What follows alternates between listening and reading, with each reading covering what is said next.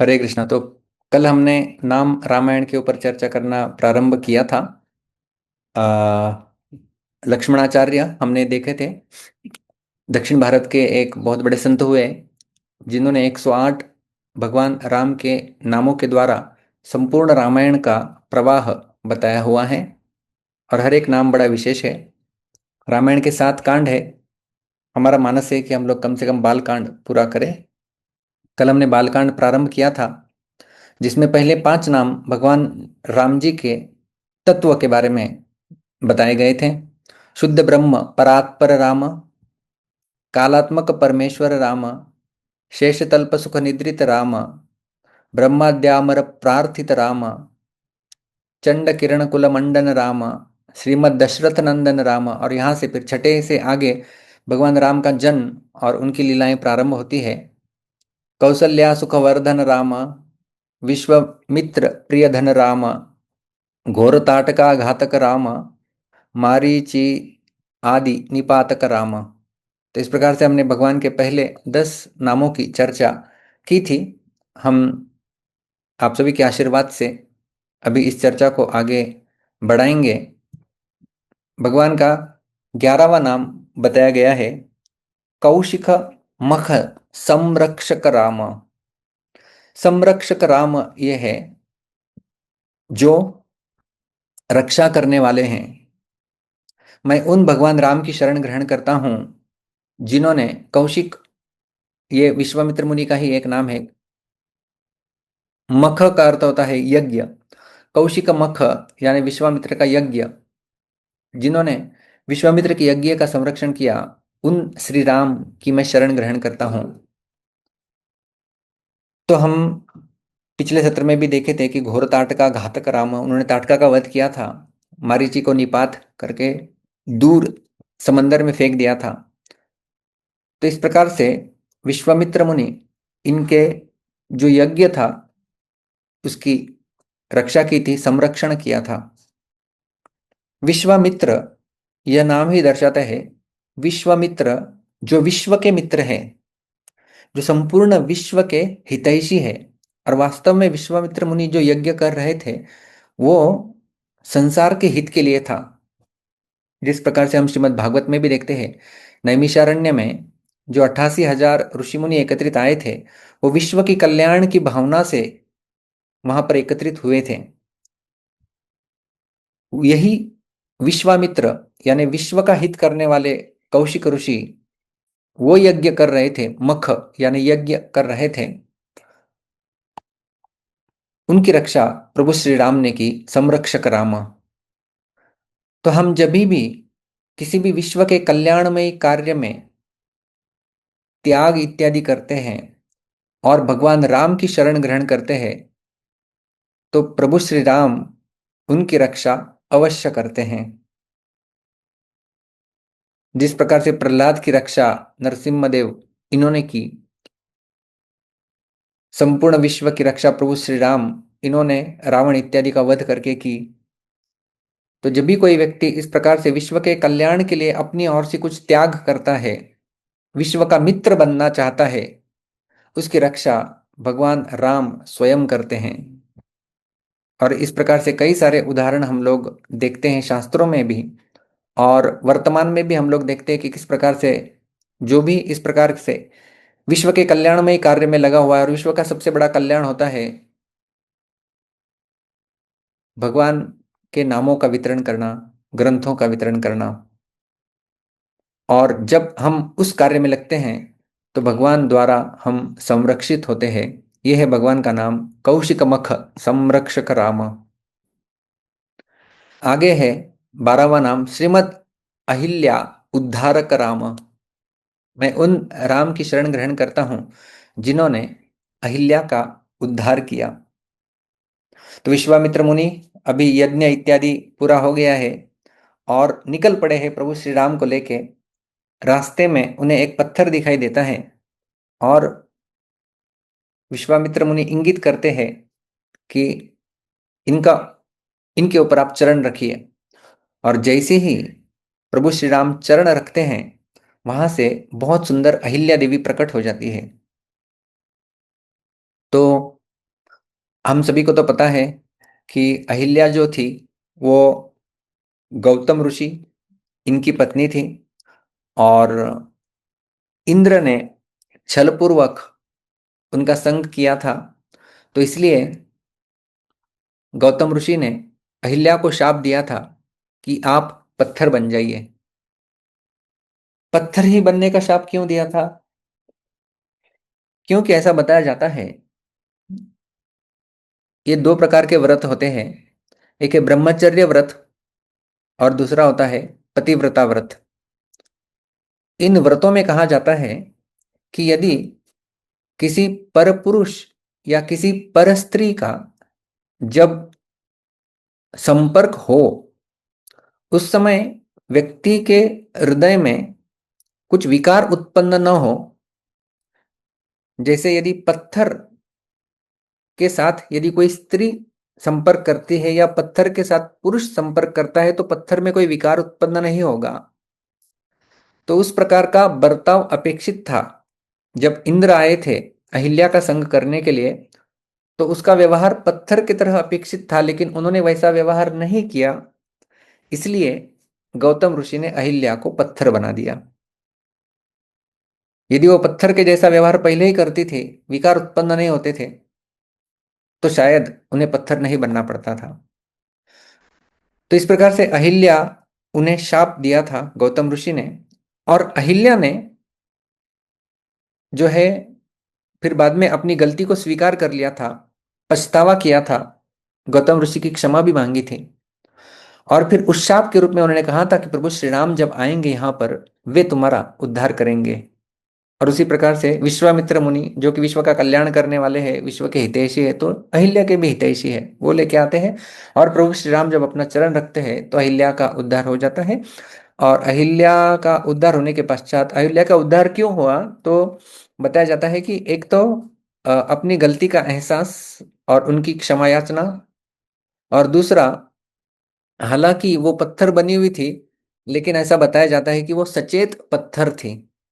जिस प्रकार से राजा भरत उनका पतन हुआ था तो वो हिरण बने थे, श्रीमद् भागवत के 5वें स्कंद में वर्णन आता है। तो जब वो हिरण बने थे, हिरण के जन्म में उन्हें पिछले जन्म की स्मृति थी।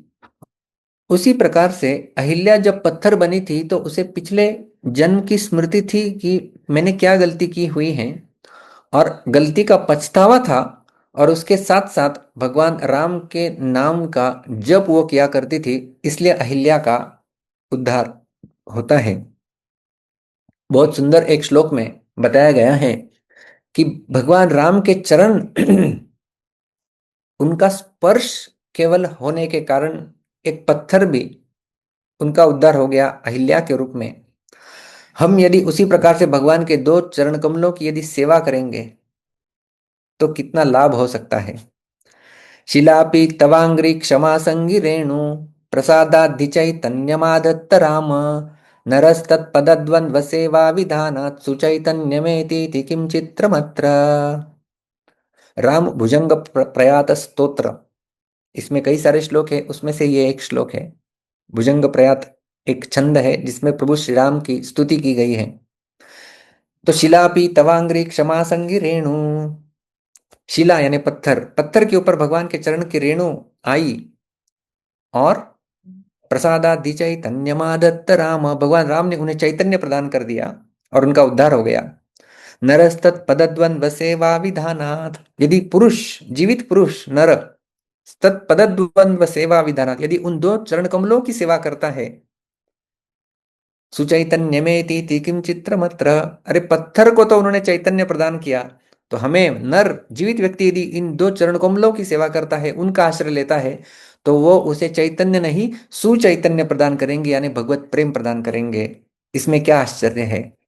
तो इस प्रकार से अहिल्या का जो उद्धार है भगवान राम जी करते हैं, इसलिए अहिल्या नहीं कहा गया है। वो अहिल्या क्या बन गई है? श्रीमद अहिल्या, क्योंकि वो अभी ऐश्वर्यशाली हो गई है और राम प्रेम रूपी ऐश्वर्य उन्हें प्राप्त हो गया है। इसलिए भगवान का नाम है श्रीमद अहिल्या उद्धारक राम। हालांकि कई सारी गलतियां उन्होंने की थी, दूसरों के दोष ढूंढना ये मनुष्य का स्वभाव है। और दोषों को क्षमा करना ये भगवान का स्वभाव है। तो इसलिए हमें ऐसे प्रभु श्री राम जिन्होंने अहिल्या का उद्धार किया, हमें भी अपने उद्धार के लिए प्रार्थना करते रहनी चाहिए। श्रीमद् अहिल्या उद्धारक राम। और फिर भगवान का अगला नाम है इसी लीला में गौतम मुनि संपूजित राम। क्योंकि गौतम ऋषि जिन्होंने शाप दिया था, और जब अहिल्या का उद्धार हो जाता है, ऐसा बताया जाता है गौतम मुनि ने अहिल्या को शाप दे के, गौतम मुनि तपस्या करने के लिए निकल गए थे, और जब अहिल्या का उद्धार होता है गौतम मुनि वापस आ जाते हैं। तो गौतम मुनि वापस आते हैं और देखते हैं अहिल्या पुनः उसका पुनर्जीवन हुआ है, उसका उद्धार हुआ है। वे भगवान राम की पूजा वहां पर करना प्रारंभ कर देते हैं। और जब वे पूजा प्रारंभ करते हैं, ऐसे प्रभु श्री राम उनकी मैं शरण ग्रहण करता हूं जिनकी पूजा गौतम ऋषि इन्होंने की थी। और गौतम मुनि बड़े हर्षित थे, क्योंकि कोई शिक्षक तभी हर्षित होता है जब उनका विद्यार्थी अव्वल नंबर लाके पास हो जाता है। तो एक दृष्टिकोण से गौतम मुनि की पत्नी अहिल्या जो थी, वो उनकी विद्यार्थिनी भी थी एक दृष्टिकोण से, क्योंकि वो गौतम ऋषि की सेवा करती थी, गौतम ऋषि से सीखती थी। तो गौतम मुनि जो कि एक शिक्षक के समान है, जब उनका विद्यार्थी उत्तीर्ण हो गया है अच्छे मार्क से, तो यही तो सबसे बड़ा हर्ष होता है। जिस प्रकार से कहा जाता है ना कि बाप नंबरी बेटा 10 नंबरी। तो एक गुरु अपने शिष्य की उन्नति को देख के गर्व गर्वित अनुभव करता है, गर्वान्वित होता है, हर्ष का अनुभव करता है। एक शिक्षक हर्ष का अनुभव करता है जब विद्यार्थी उन्नति करता है। उसी प्रकार से गौतम मुनि बड़े आनंदित होते हैं कि श्री राम जी ने इस अहिल्या का उद्धार किया हुआ है, और वो उनकी विशेष रूप से पूजा अर्चना करते हैं, उनके स्तुतिगान करते हैं। ऐसे भगवान राम जिनकी गौतम मुनि ने स्तुति की, उनकी मैं शरण ग्रहण करता हूं। गौतम मुनि सम पूजित राम। अगला भगवान का नाम बताया गया है सुर मुनि वर गण संस्तुत राम। मैं उन श्री राम की शरण ग्रहण करता हूं जिनकी स्तुतियां संस्तुत, जिनकी स्तुति गाई गई है, किनके द्वारा? सुर देवताओं के द्वारा, और मुनिवर गण, मुनिवर यानी मुनियों में सर्वश्रेष्ठ मुनि, इन्होंने भी जो है वो भगवान की वंदना की हुई है। तो हम देखे थे शुरुआत में ही कि किस प्रकार से जब ब्रह्मा जी के पास सारे देवता चले जाते हैं, रावण इत्यादि असुरों का जब भूमि के ऊपर भार बढ़ गया है, तब वे गए थे। तो उस समय भगवान ब्रह्मा उन्हें लेके विष्णु के पास गए थे, और भगवान विष्णु स्वयं उनके सामने प्रकट हुए थे, और उन्होंने जो आज्ञा दी थी कि आप चिंता मत कीजिए, मैं प्रभु श्री राम के रूप में अवतरित होने वाला हूं। और जो अलग अलग देवता थे उन्हें भी उन्होंने अलग अलग प्रकार से वानरों के रूप में अवतीर्ण होने की आज्ञा दी थी।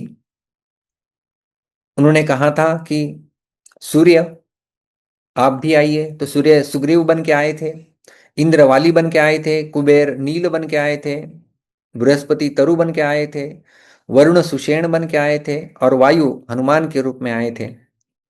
तो इस प्रकार से सारे जो बंदर थे वो वास्तव में एक एक देवता के विस्तारित रूप थे।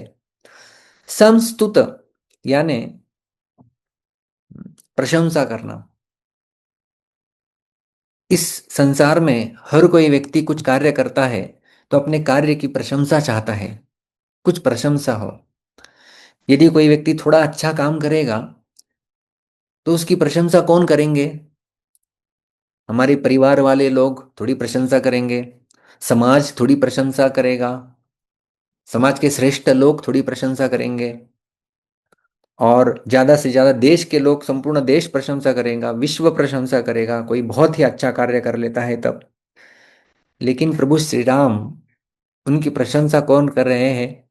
सुर, सारे देवता और मुनिवर, सारे मुनि और सर्वश्रेष्ठ मुनि, उनके समूह, गण यानी समूह, वो एकत्रित आके भगवान राम की जो है वो प्रशंसा कर रहे हैं। तो वास्तव में सर्वश्रेष्ठ प्रशंसनीय कोई व्यक्ति है तो वो है भगवान कृष्ण या भगवान राम। और उनकी जब हम प्रशंसा करते हैं, साधारण भौतिक जगत के लोगों की प्रशंसा करते हैं, तो इतना लाभ नहीं होता है। लेकिन जब भगवान की प्रशंसा करते हैं, भगवान का गुणगान करते हैं, तो वो बड़ा आनंददायक होता है, फायदेमंद होता है, शुद्धिकरण करने वाला होता है और उन्नति दिलाने वाला होता है। ये है भगवान का नाम। उन राम की मैं शरण ग्रहण करता हूँ जिनकी स्तुतियों का गान बड़े बड़े देवता और मुनियों के समूह इन्होंने किया। सुर मुनि वरगण संस्तुत राम। अगला भगवान का नाम दिया गया है नाविक धावित मृदुपद राम। ये केवट की कथा है। वास्तव में ये बाल कांड का विषय नहीं है। जब भगवान राम वनवास में थे और वनवास के समय जब राजा गुह के बाद उन्हें आगे जाके इसके पश्चात तो अयोध्या कांड आएगा और फिर अयोध्या कांड के बाद अरण्य कांड आएगा, तो अरण्य कांड की ये लीला है। लेकिन ये लेखक अभी अभी उन्होंने अहिल्या उद्धार की लीला सुनाई है। तो क्योंकि अहिल्या उद्धार की लीला सुनाई है, तो अहिल्या उद्धार के बाद जो है उन्हें तुरंत स्मरण हो आ रहा है भगवान के चरण कमल का, और उस आगे की लीला को अभी वो अ, एकत्रित करके प्रस्तुत कर रहे हैं। तो ये नाविक कौन है? ये नाविक है केवट। तो जब राम लक्ष्मण सीता मैया इन सब को गंगा नदी पार करनी थी, तो भगवान राम बैठने ही वाले थे, तो केवट कहते हैं कि रुक जाओ, बिल्कुल नहीं चढ़ेंगे आप। राम जी बोलते हैं क्या हो गया? बोले कि एक कंडीशन है, और उस कंडीशन के बारे में ही बाद ही आपको हम लोग चढ़ने देंगे। तो प्रभु श्री राम बोलते हैं क्या कंडीशन है? वो कहे कि हमने सुना है आपके चरण के रेणु स्पर्श किए गए थे किसी पत्थर को, तो उससे महिला प्रकट हो गई थी। मेरे पास ऑलरेडी मेरी पत्नी है। यदि आपके चरण की रेणु यहाँ पर बोट में लगेगी और ये बोट महिला में परिवर्तित हो गई, तो दो महिलाओं का भरण पोषण मैं नहीं कर सकता, तो इसलिए पहले चरण धोने होंगे। तो उस नाविक ने, प्रभु श्री राम ने भी उन्हें अनुमति दे दी। उस नाविक ने भगवान के चरण की एक एक रज निकाले इस प्रकार से संपूर्ण पाद प्रक्षालन किया। उस जल अपने सिर के ऊपर धार्य किया, अपने परिवार वालों को बांटा, उसे पिया भी। और फिर उस नाविक केवट ने प्रभु श्री राम को अपने नाव में जाके जो है वो आगे लेके गए। और जब वो चरण धो रहे थे, वास्तव में मृदुपद यानी भगवान के कोमल चरण कमल, तो ये जो भगवान के चरण कमल है, जब नाविक भगवान के उन चरण कमलों को धो रहा था, उसी समय वो अपने हृदय को भी धो रहा था। अपने हृदय को भी धोया उन्होंने। जितना हम भगवान के चरणों की सेवा करेंगे, जितना हम भगवान के चरणों का ध्यान करेंगे, उतना जो है हमारा हृदय धोया जाएगा, शुद्ध होगा। तो इस प्रकार से इस केवट ने भगवान राम के चरणों को धोया और उसके साथ साथ अपने हृदय को भी कल्मश से मुक्त बनाया, और ये भगवान के बहुत घनिष्ठ भक्त बने। ऐसे भगवान राम जिनके चरण उस नाविक ने धोए, उन राम की मैं शरण ग्रहण करता हूं। यह है भगवान का नाम नाविक धावित मृदुपद राम। तो अभी भगवान राम आगे जा रहे हैं। विश्वामित्र मुनि अहिल्या का उद्धार करा के अभी वो मिथिला की तरफ जो है वो जा रहे हैं। और जैसे ही प्रभु श्री राम मिथिला में अभी प्रवेश करते हैं, तो वहां पर क्या हुआ उसका वर्णन लेखक करते हैं। मिथिला पुरजन मोहक राम। मैं उन भगवान राम की शरण ग्रहण करता हूं जिन्होंने मिथिला के जो लोग थे उनको अपने रूप सौंदर्य से मोहित कराया। ऐसा बताया जाता है प्रभु श्री राम जब वहां पर प्रवेश कर रहे थे तो सारे मिथिलावासी मानो उन्हें ये अनुभूति हो रही थी कि हमें दो आंखें क्यों मिली हुई हैं, हमें हजारों आंखें चाहिए भगवान राम के सौंदर्य का पान करने के लिए। तो ये भगवान का सौंदर्य है। द्वारकावासी जब भगवान कृष्ण को देखते थे, हमेशा देखते थे, लेकिन फिर भी कभी संतुष्ट नहीं होते थे। नित्यम निरीक्षमाणानाम यद्यपि द्वारकौकसां न वितृप्यन्ते हीदृशां स्त्रियो धामांगमच्युतम। भागवत के दशम स्कंद में वर्णन किया गया है। नित्यम निरीक्षमाणानाम, हमेशा देखते थे। कौन? यद्यपि द्वारकौकसाम, ये द्वारकावासी नित्य रूप से भगवान को देखते थे। रोज सुबह देखते थे, दोपहर को देखते थे, शाम को देखते थे। नित्यम निरीक्षमाणानाम यद्यपि द्वारकौकसाम न वितृप्यन्ति हीदृश स्त्रियो धामांगम अच्युतम। भगवान का जो सुंदर रूप माधुरी है उसे देख के न वितृप्यन्ति, वे कभी तृप्त नहीं होते थे। तो ऐसा ये भगवान का मनमोहक सौंदर्य रूप है। गोपियां भी जो है वो भगवान के रूप माधुरी को देख के हर्षित भी होती है और कुपित भी होती है। हर्ष इसके लिए है कि हम भगवान के रूप माधुरी को देख पा रहे हैं, और कुपित इसलिए हो रही है कि ये ब्रह्मा जी जड़ बुद्धि वाले, इन्होंने एक तो दो ही आंखें दी है और उन आंखों के ऊपर पलक भी दी है। यस्याननं मकरकुण्डलचारुकर्णभ्राजत् कपोलसुभगं सुविलासहासं नित्योत्सवं न तत्र बहुदृशिभिः पिबन्त्यो नार्यो नराश्च मुदिता कुपिता निमेश्च। नार्यो नराश्च मुदिता, लोग आनंदित भी होते थे और कुपिता कुपित भी होते थे। निमेश्च जड़ौ दीक्षतां पक्ष्मकं दृशम। गोपी गीत में भी इस प्रकार का वर्णन किया गया है कि जो भगवान का सौंदर्य देख के ये जड़ बुद्धि वाले ब्रह्मा जी को, उनके ऊपर क्रोध जताते थे, कुपित होते थे। तो ये भगवान का सौंदर्य, और ऐसे रूप माधुरी की खान प्रभु श्री राम जब प्रवेश कर रहे थे मिथिला में, सारे लोग आकर्षित हो गए थे। ऐसे भगवान राम जिन्होंने मिथिलापुर के वासियों को अपनी ओर आकर्षित करके मोहक किया, उनकी मैं शरण ग्रहण करता हूं। भगवान का नाम है मिथिलापुरजन मोहक राम। अभी मिथिला में तो प्रवेश कर गए हैं भगवान। अगला नाम है विदेह मानस रंजक राम। मैं उन श्री राम की ग्रहण करता हूं जिन्होंने राजा जनक के मन को आनंदित किया। विदेह ये राजा जनक का एक नाम है, और विदेह की पुत्री इसलिए सीता देवी का और एक नाम होता है वैदेही। ये राजा जनक जब भी देखते हैं वहां पर राजा जनक के राज्य में भगवान राम लक्ष्मण और राम लक्ष्मण को लेके राम लक्ष्मण को लेके जब विश्वामित्र गए थे तो विश्वामित्र मुनि ने राम और लक्ष्मण इनका परिचय कराया था जनक जी से सर्वप्रथम। तो जब जनक जी से परिचय किया गया और जनक के पास, मतलब जब भगवान राम और लक्ष्मण इनका जन्म हुआ था, तो वो जन्म कैसे दिव्य था इसकी खबर सारे समाज में फैली हुई थी।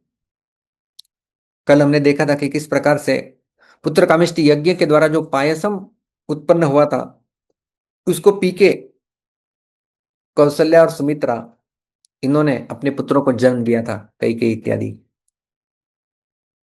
तो जनक जी को जब ये पता चलता है कि अरे ये अमृतमयी पायसम को पी के जिनका जन्म हुआ है वे मेरे राज्य में आए हुए हैं, कितने हर्ष की बात है।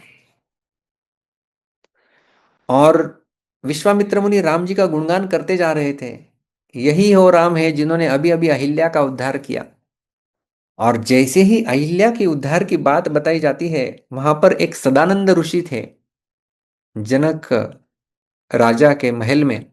वो सदानंद ऋषि नाचने लगते हैं और सदानंद ऋषि वो नाचने लगते हैं और वो इतने हर्षित हो जाते हैं क्योंकि वो अहिल्या के बेटे थे। तो अपनी माँ का उद्धार हो गया है यह सुनकर वो भी नाचने लगे। और सदानंद ऋषि को नाचते हुए देखकर विदेह राजा और प्रसन्न हो जाते हैं कि कौन अभी हमारे राज्य में प्रवेश किए हुए है, क्या बात है। तो ऐसे अपने प्रवेश से ही केवल सबको आह्लादित और हर्षित कर देने वाले ये है प्रभु श्री राम। इसलिए इनका नाम है विदेह मानस रंजक राम। अगला भगवान का नाम है त्र्यंबक कारमुक भंजक राम। अभी हम तो जानते हैं भी जनक महाराज इनके महल में तो अभी पहुंच गए हैं और वहां पर क्या कार्य करने वाले हैं। तो मैं उन श्री राम की ग्रहण करता हूं जिन्होंने त्र्यंबक कारमुक यानी भगवान शिव जी उनका धनुष्य भंजक राम उनका भंजन किया। ऐसे श्री राम को मैं नमन करता हूं, उनका मैं आश्रय लेता हूं।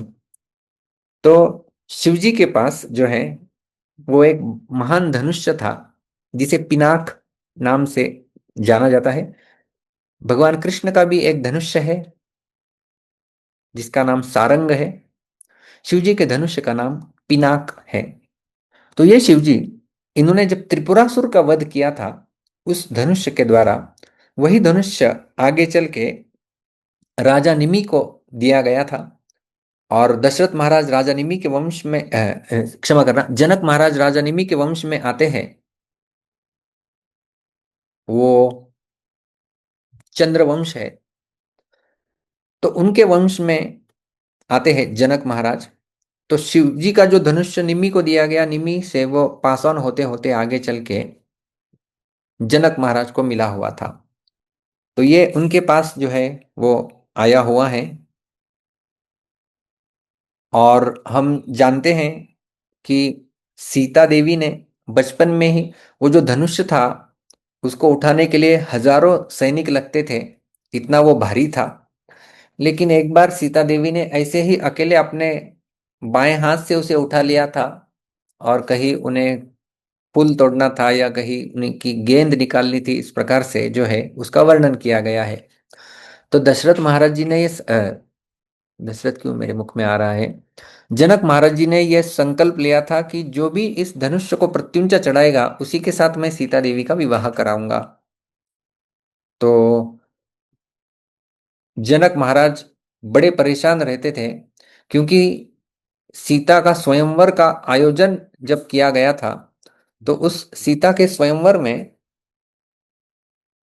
एक भी राजा धनुष्य को प्रत्युंचा तो छोड़ो उसे उठा भी नहीं पाता था, क्योंकि हमने देखा उसको उठाने के लिए हजारों सैनिक एक साथ लगते थे।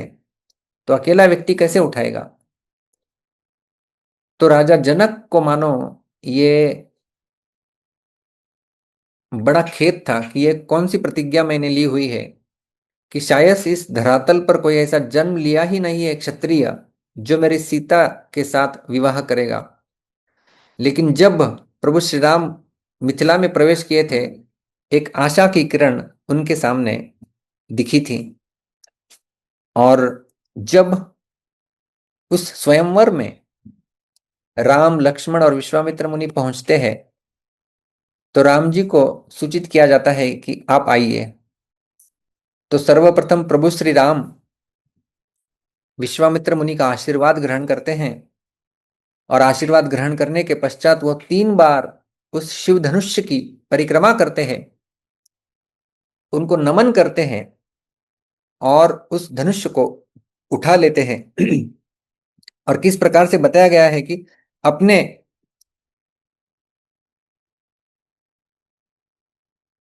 दाएं पैर के अंगूठा और छोटा अंगूठे के बीच में उस धनुष्य को नीचे से पकड़ते हैं। राइट हैंड से उन्होंने अपना धनुष्य को उठाया है और लेफ्ट हैंड ऊपर लेके जाके प्रत्युंचा चढ़ाने ही वाले थे कि वो धनुष्य गिर जाता है और टूट जाता है, उसके 2 टुकड़े हो जाते हैं और ध्वंस होके महान विशाल ध्वनि आ जाती है वहां पर। तो सारे लोग वहां पर आश्चर्यचकित हो जाते हैं, प्रत्युंचा चढ़ाना तो छोड़ो, धनुष्य को तोड़ दिया जिसे उठाना भी असंभव था हजारों सैनिकों के लिए। मतलब कितने बलशाली हो गए प्रभु श्री राम। एक आचार्य इस लीला की टीका में बताते हैं, प्रभु श्री राम जी ने धनुष्य तोड़ा ही नहीं। हाँ, तोड़ा नहीं? ऐसा कैसे? हम तो देखे टूट गया था धनुष्य। उन्होंने तोड़ा नहीं धनुष्य। तो वो क्या बताते हैं कि उनका जो चरण का, दाएं चरण का अंगूठे में उन्होंने धनुष्य को स्पर्श करके उठाया था, तो धनुष्य का निचला हिस्सा भगवान के चरण कमलों में स्थित था।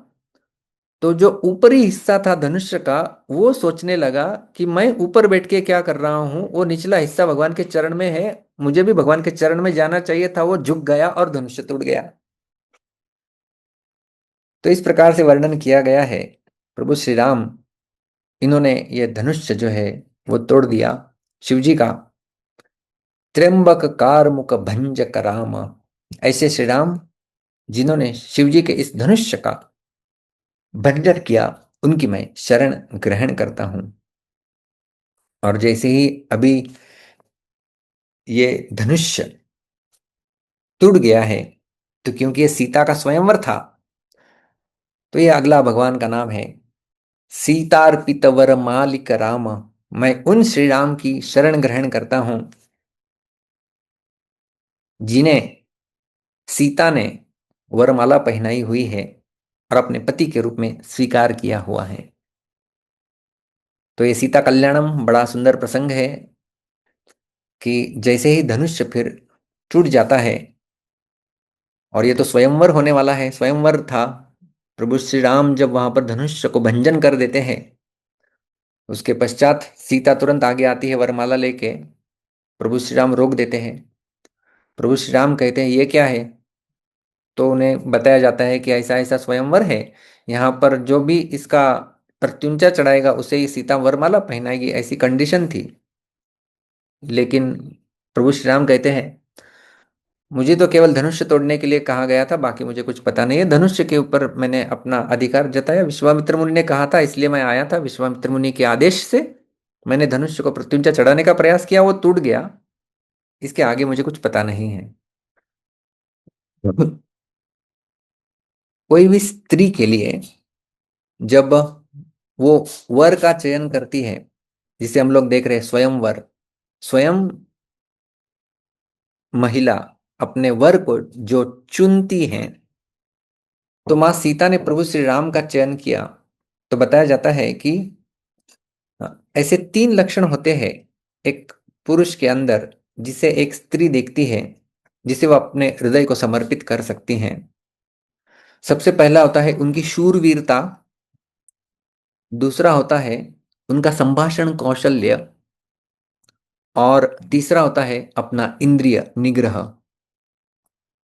मां सीता ने प्रभु श्री राम में ये तीनों चीजें देखी इसी स्वयंवर महोत्सव में। सबसे पहले उन्होंने देखा शूरवीरता, जो हजारों लोग एकत्रित आके भी नहीं कार्य करते थे धनुष्य उठाने का, वो अकेले प्रभु श्री राम ने कर दिया। दूसरा संभाषण कौशल्य, भगवान श्री राम इस प्रकार से मोहक रूप में जनक महाराज जी के साथ बातें कर रहे थे। और तीसरा इंद्रिय निग्रह, कि उस सीता को प्राप्त करने के लिए पहले न जाने कितने योद्धाओं ने प्रयास किया था, कितने सारे युद्ध लड़े गए थे सीता देवी के कारण। और ऐसी सुंदर सीता स्वयं वरमाला पहनाने के लिए तैयार है, लेकिन प्रभु श्री राम उस उन्हें भी नहीं बोल रहे हैं। यह है उनका इंद्रिय निग्रह। मां सीता का प्रेम प्रभु श्री राम के प्रति और बढ़ गया था। और जो है उन्हें पता चलता है Lord Ram is man of principles. ये तत्ववादी है,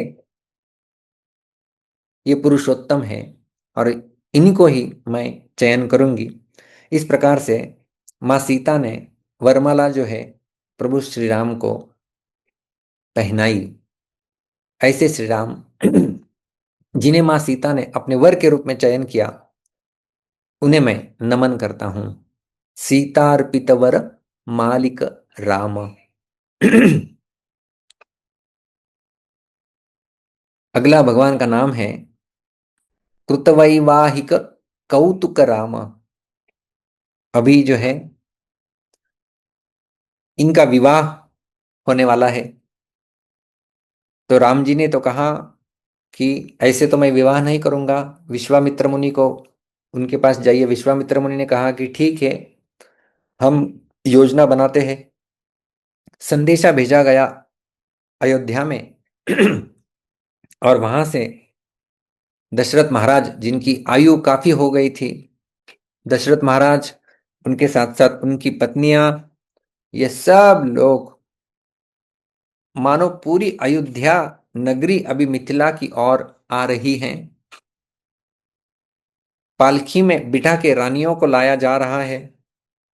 बताया जाता है 4 दिन लगे थे मिथिला से अयोध्या आने तक ये सारे एंटोरेज को।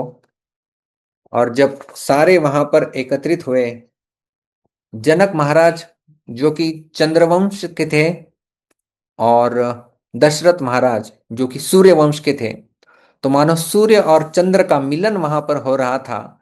ये दोनों वंश जो है वो एकत्रित हुए और वशिष्ठ महर्षि, इन्होंने भगवान के विवाह का पौरोहित्य किया था।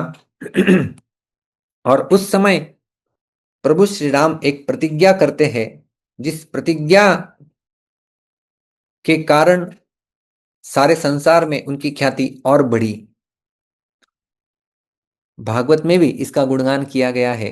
9वें स्कंद में एक पत्नी व्रत धरो, भगवान राम ने वहां पर प्रतिज्ञा की कि मैं व्रत लेता हूं कि मैं केवल एक ही पत्नी और इनके प्रति ही मैं समर्पित रहूंगा। तो जैसे महिलाओं के लिए पतिव्रता कहा जाता है, उसी प्रकार से ये पुरुष प्रभु श्री राम, इन्हें पत्नी व्रत कहा गया है। महिला के लिए यदि पतिव्रता है तो पुरुषों के लिए पत्नी व्रत भी हो सकता है। तो ये पत्नी व्रत, एक पत्नी व्रत इन्होंने धारण किया। और सीता देवी तो फिर उनके आनंद का क्या कहना। तो सारा संसार प्रसन्न हो गया उनकी इस प्रतिज्ञा को सुनकर। और उस प्रतिज्ञा से यह विवाह जो है वो संपन्न कराया गया। ऐसे श्री राम, जिन्होंने अपने विवाह से संपूर्ण जगत का मंगल किया, उन्हें मैं नमन करता हूं। कृतवैवाहिक कौतुक राम। अगला भगवान का नाम है भार्गव दर्प विनाशक राम।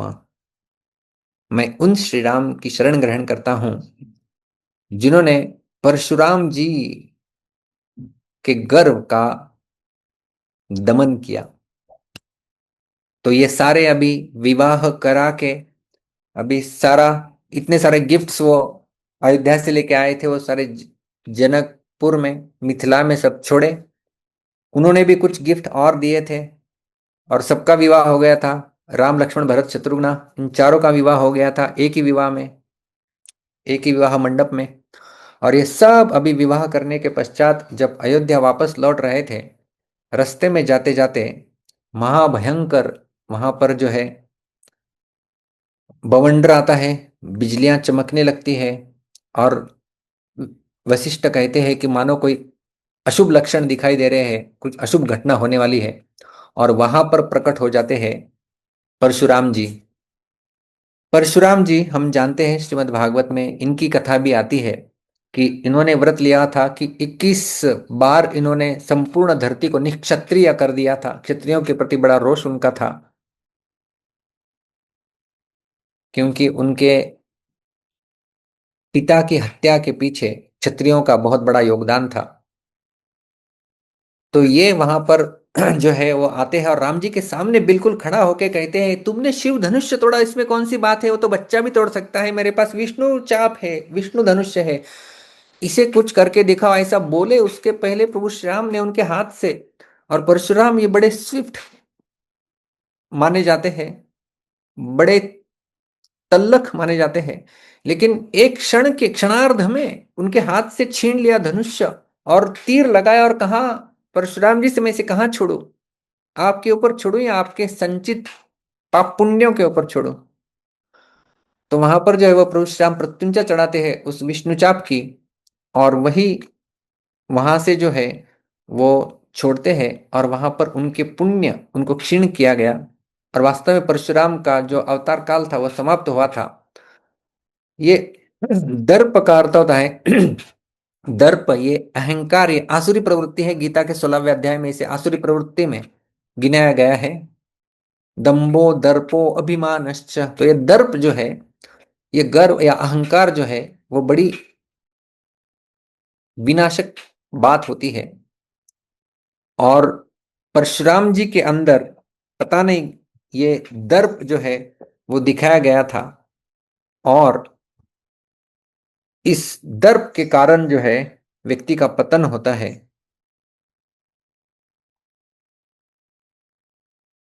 जहां पर भी इस प्रकार का दर्प दिखाया जाता है, अहंकार दिखाया जाता है, प्रभु श्री राम वहां पर उसके विनाश के लिए उपस्थित हो जाते हैं।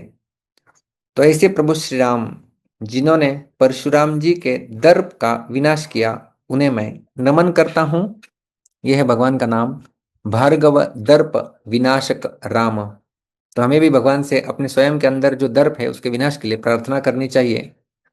और बालकांड का आखिरी नाम है अभी अयोध्या सारा, राम जी लक्ष्मण सब विवाहित हुए हैं, सब राजकुमार अभी अयोध्या पहुंच जाते हैं।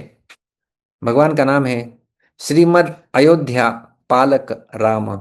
मैं उन श्री राम की शरण ग्रहण करता हूं जो एक अयोध्या के पालक के रूप में प्रस्तुत हुए थे। तो अयोध्या में बड़े जोर शोर से प्रभु श्री राम अभी जो कि नवविवाहित होकर आए हुए हैं उनका स्वागत किया जाता है।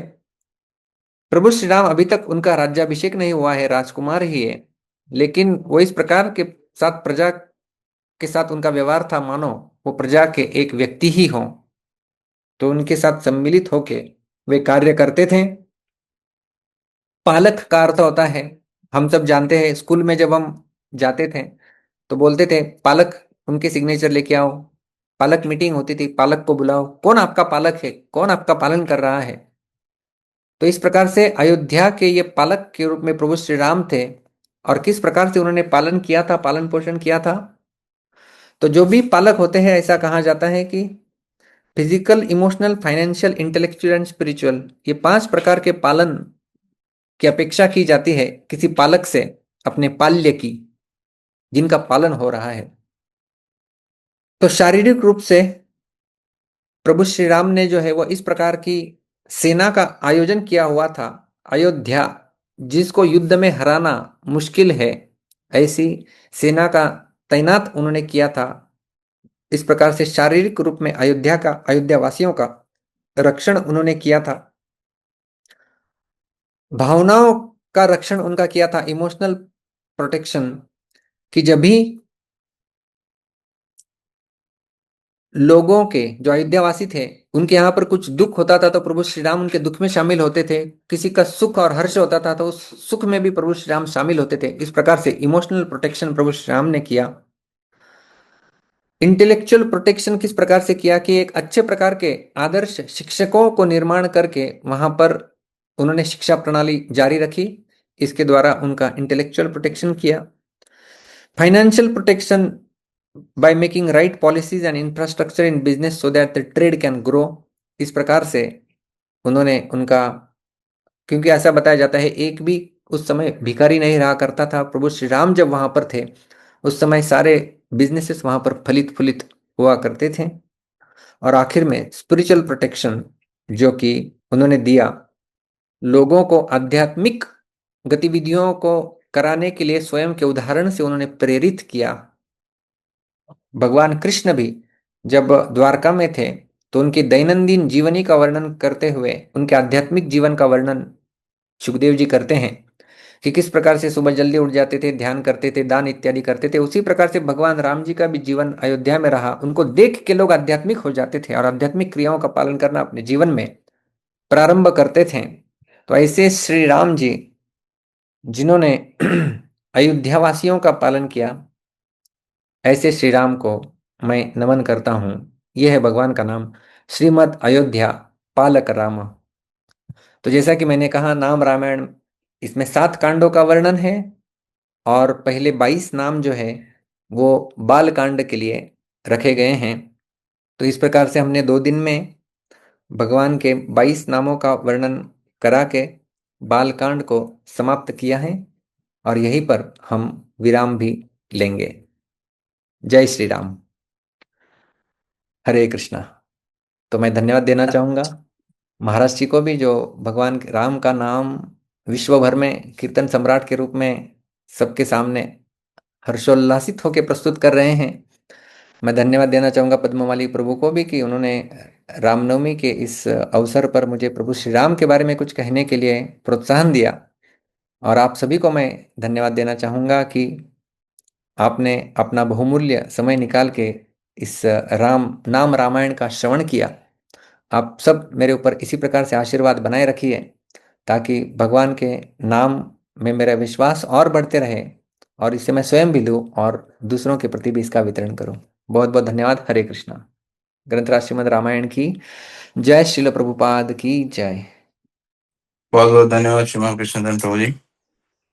वास्तव में आपने रामायण के पूर्व जो 3 दिवसीय, क्षमा कीजिए, रामनवमी के पूर्व जो 3 दिवसीय रामायण की कथा हो रही थी, उसके बाद जब ये 2 दिन नाम रामायण हुआ, तो वास्तव में हम सभी भक्तों को और अधिक आपने राम कॉन्शियस कर दिया है, या किस प्रकार से भक्तों का भाव रहता है अलग अलग स्तर पे, उसका भी आपने बहुत सुंदर भाव से प्रकाश किया। और जैसे गुरु महाराज कहे कि पहले भी कहे थे, इस बार भी कहे कि आप एक प्रकार से अपने नाम को सार्थक कर रहे हैं। कृष्ण धन आपको जो महाराज जी ने नाम दिया है, तो उसे आप एक प्रकार से सार्थक कर रहे हैं कि भगवान नाम का धन आपके पास है, और आप उसे हम सब बद्ध जीवों के बीच वितरित करते हैं। तो सभी भक्तों की ओर से पुनः आपके चरणों में कृतज्ञता अर्पण करते हुए महामंत्र का उच्चारण करके आपका आभार व्यक्त करते हैं प्रभु जी इन 2 दिन के सत्रों के लिए। हरे कृष्णा कृष्ण कृष्ण हरे हरे, हरे राम राम राम हरे हरे। श्री श्री सीताराम लक्ष्मण हनुमान की जय। श्रील प्रभुपाद की जय। इस्कॉन वर्तमान आचार्य गुरु वृंद की जय। श्रीमान कृष्णधन प्रभु की जय। वांछा कल्पतरुभ्यश्च कृपा सिंधुभ्य एव च पतितानां पावनेभ्यो वैष्णवेभ्यो नमो नमः। अनंत कोटि वैष्णव वृंद की जय।